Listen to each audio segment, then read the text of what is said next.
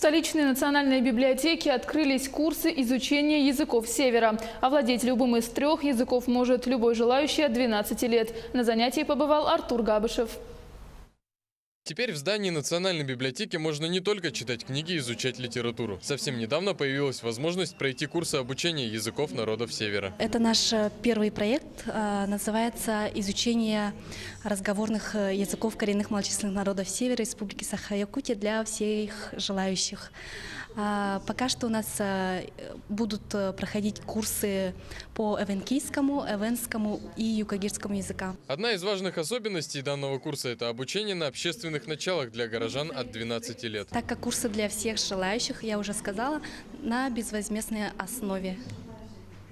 То есть все могут приходить и бесплатно учить языки коренных народов. Курсы направлены на то, чтобы люди могли отличать, допустим, эвенский от эвенкийского, слышать мелодику языка и так далее. И частично можно касаться культуры, истории, этнографии, знакомиться с данными видами. Желающих довольно много. Одна из учениц, Ксения, всю жизнь прожила в русскоязычном селе. Из-за этого родного эвенкийского не знает. Здесь она и другие ученики рассчитывают получить хорошие знания. Для меня это хороший опыт в изучении своего родного языка. Очень рада, что такие уроки начались, да? Бесплатные и обучение на эвенкийском языке. Мы рады, что сегодня в библиотеке откроются такие курсы. Ну, во-первых, с точки зрения географии, это центр города, сюда удачнее.